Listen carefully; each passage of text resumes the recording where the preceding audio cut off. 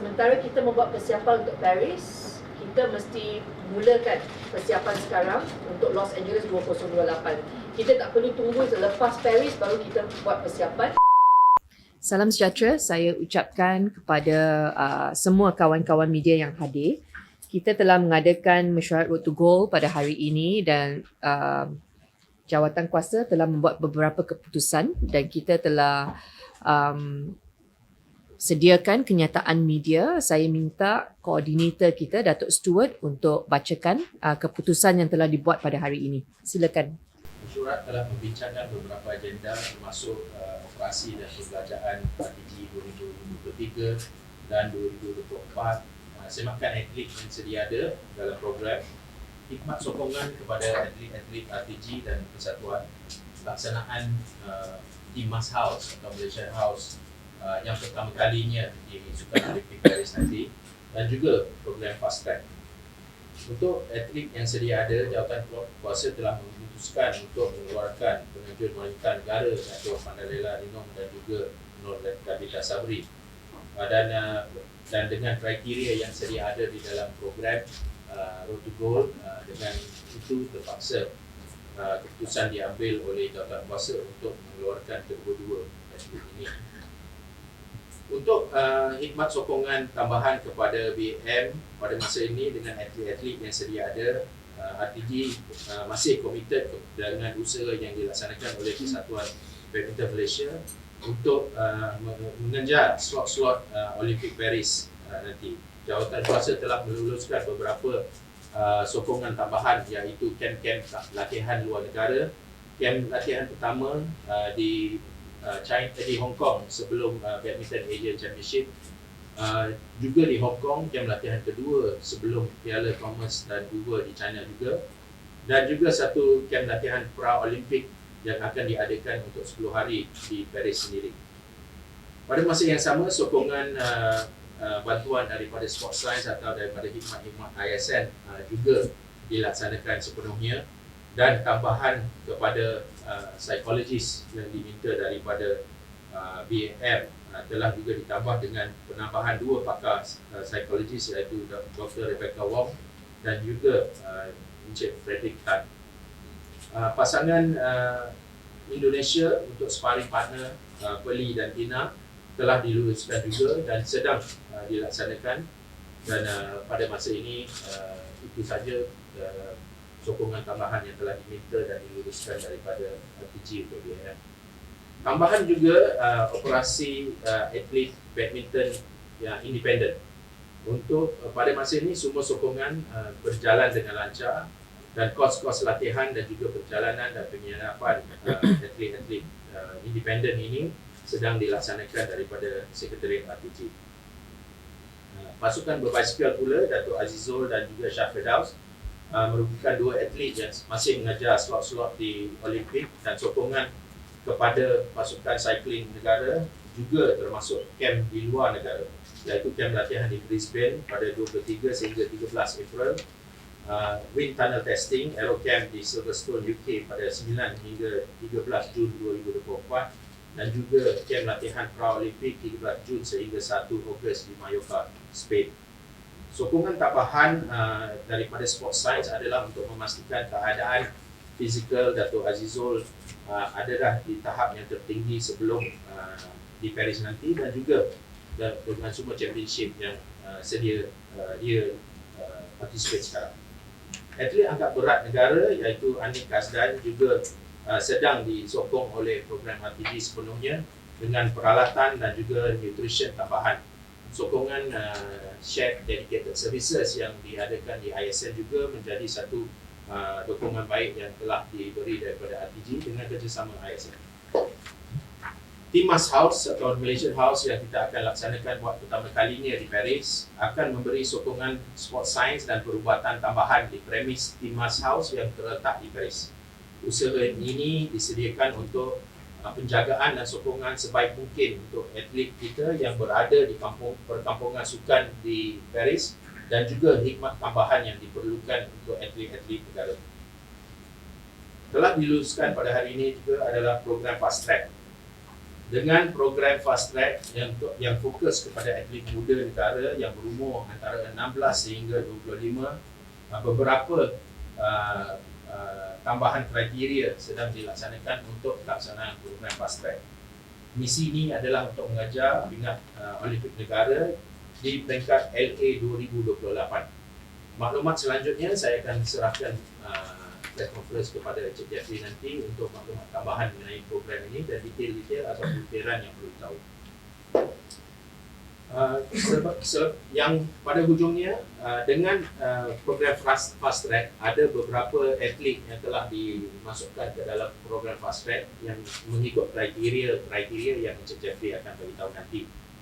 Antara satu atlet yang telah tersenarai dalam program Fast Track yang jawatan kuasa membuat keputusan untuk membenarkan atlet ini bersama dengan RTG untuk jangka masa pendek sebelum Fast Track bermula selepas Olimpik 2020 di Olimpik di Paris nanti. Encik Bertrand Roddick Disis will be included into the RTG program for the coming months as he prepares for Paris Olympics. Pasukan squash, MSN dan Persatuan Squash telah mengadakan beberapa perjumpaan dan saya juga akan berikan ruang untuk Encik Jeffrey memberi pembentangan mengenai program squash ke LA 2028 nanti. Itu saja YB daripada senarai press release yang kita pada. Okey, saya minta Jeff bagi pihak Majlis Sukan Negara untuk tambah. Bentuk preparation tu dimulakan oleh pihak MSN. Once lepas Olimpik Paris kita cakap mereka akan mulakan nanti di bawah RTG lah. Walaupun sekarang kita dah mulakan, kita dah mengadakan perbincangan dengan pihak Persatuan SRAM contohnya sport untuk memilih 4 orang atlet yang dianggap terbaik berumur bawah 25 tahun dengan ranking yang terbaik untuk masukkan dalam program Fast Track ini. Dan 2 atlet terjun iaitu Roddick dan juga Hendrik juga telah terpilih dalam program Fast Track ini untuk dapat ke LA nanti. Antara kriteria yang ditetapkan bagi program Fast Track ini adalah rank 20 terbaik dunia. Keduanya dalam pemenang pingat di Tamasya Sukan Asia ataupun Commonwealth dan mana-mana atlet yang layak secara merit ke Tamasya Sukan Paris 2024 ini. Jadi kriteria yang kita tetapkan ini adalah bagi mereka kita mewujudkan satu kelompok atlet muda ke arah Tamasya Sukan Olimpik di Paris, di LA nanti pada tahun 2028. Dan jumlah ini mungkin akan tambah selepas Paris, selepas kita mendapat lebih ramai atlet timur yang menduduki ranking 20 terbaik dunia. Mereka akan diberi sokongan bantuan segi peruntukan dan juga perkhidmatan sokongan oleh pihak MSN dan juga ASN bagi persiapan mereka ke arah Tamasya. We have to do fast track program bila kita nak menjaga prestasi mereka seberapa segera. Kalau proses biasa mungkin masa sehingga 8 tahun, tapi di program fast track ini kita harap kita akan dapat lonjakan prestasi mereka dalam 4 tahun menjelang LA nanti. Untuk program squash, kita bersama dengan Datuk Nicole dan juga pihak SRAM untuk merangka program yang lebih khusus yang mana atlet seperti Iau, Siva Sagari, Aifah Azman dan Yara telah pun kita namakan dari bawah pakai fast track untuk mereka menjalani latihan sekarang sampailah ke LA. Iau dengan Siva Sagari akan berada di luar negara, base di luar negara, iaitu Iau di UK, Siva Sagari di US, dan mereka akan diberikan program yang khusus untuk persiapan ke arah Tamasya Sukan Olimpik di LA nanti. Saya nak tambah, seperti yang anda tahu, jawatan kuasa Road to Gold adalah untuk 2 Olympic cycle. Okay? Bermaksud bukan sahaja untuk Paris tetapi untuk Los Angeles 2028 juga. Sementara kita membuat persiapan untuk Paris, kita mesti mulakan persiapan sekarang untuk Los Angeles 2028. Kita tak perlu tunggu selepas Paris baru kita buat persiapan kerana untuk mereka akan dimasukkan dalam Los Angeles 2028. Tracknya boleh bermula sekarang. Okay, itu sebab kita telah meminta untuk fast track atlet-atlet khasnya pemenang pingat Sukan Asia baru-baru ini untuk mereka membuat persiapan. Okay, ada soalan setakat ini?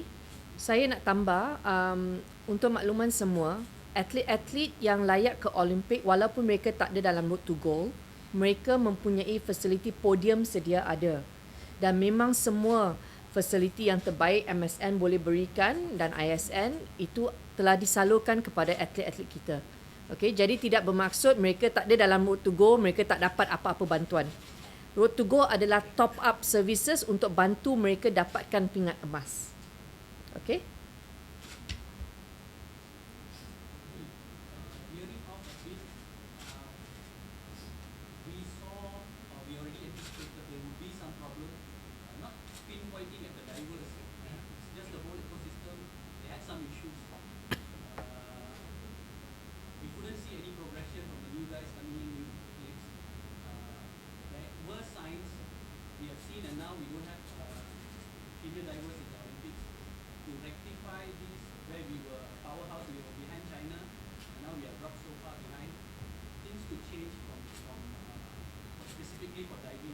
Yep. I have met with Panda Lila and Dabita together with coordinator Datuk Stewart. I've also met the coach. I've also met the Persatuan. MSN has done a post-mortem. They have summarised everything in a post-mortem, but that is pending the Jawatan Kuasa, where they will do the reforms that is needed. Apa nama spesifik, Jeff?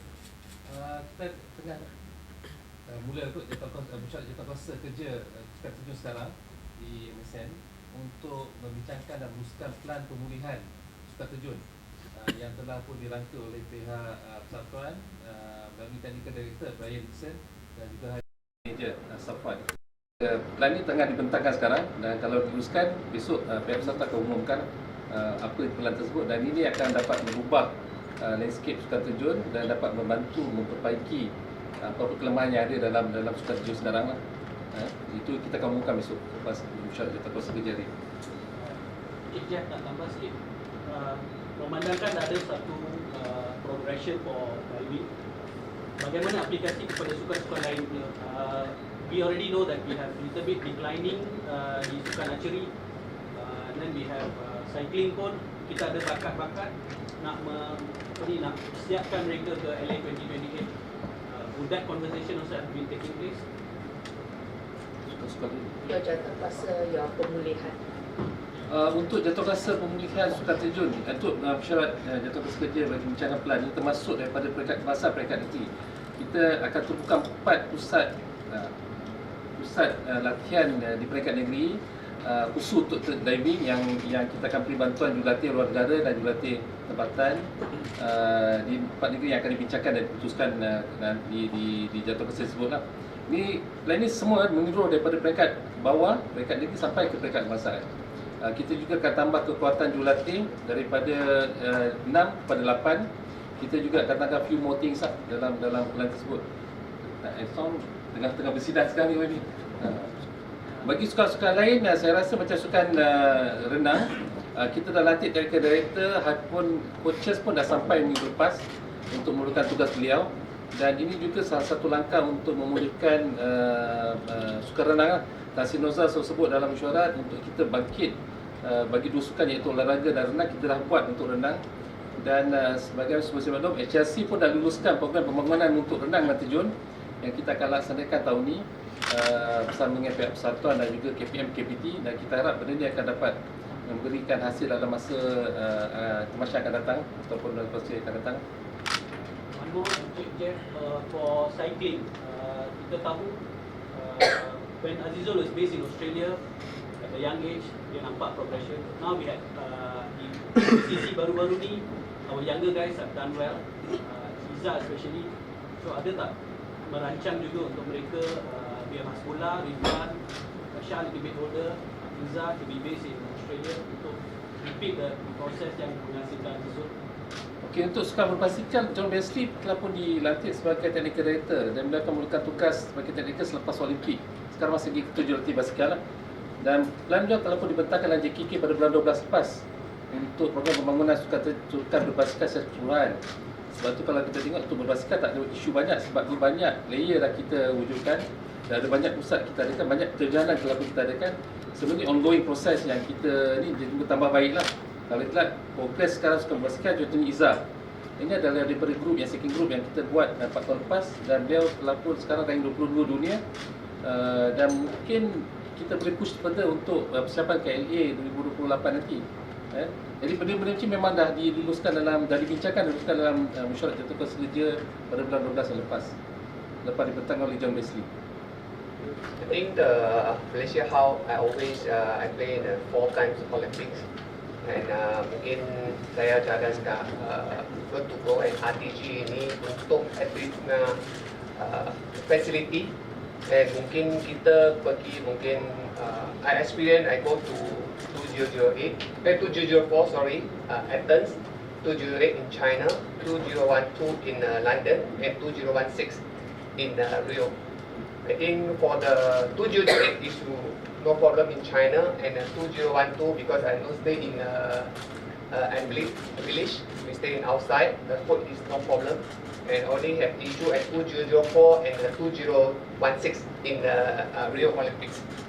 And untuk saya cadangan untuk ISN, and prepare well for the athlete, play well, eat well, sleep well is more important for the preparation for the Olympics. I think the YB also support, and also Tan Sri, and also CDM also support this issue Malaysia House. I think kita extra prepare the food for the athlete. Mungkin dia makan tak boleh not so good, and mungkin boring, dia boleh extra kan pergi Malaysia House makan, and mungkin boleh ada different facility, have the physio there also, and different way, mungkin ada different ada barang kat itu Malaysia House lah. I think this is a good for the Malaysia athlete, prepare well, and just extra everything for the players lah. I mean, as ISN has been such a true supporter in my career, and right now for all our Olympic athletes and all our athletes, we are very fortunate that now with Road to Gold, they have specific services for each sport, and it's also catered to every athlete, so it's very customized towards what they need, and it's been very thoroughly written down. Every team has their own support staff at every context. So right now with the Malaysia House, we also have the support staff there, hands-on. If the players decide or the athletes decide to go to the house, like the Malaysia House, they are more free to just be more chill in a nice environment, and also they can do a rotation. So every time we always have ISN staff at hand at the venue, at the village, also at the Malaysia House, and at all other venues that is required. So we are very fortunate to have the support of ISN, and our team is going to be very looked after in the Olympics.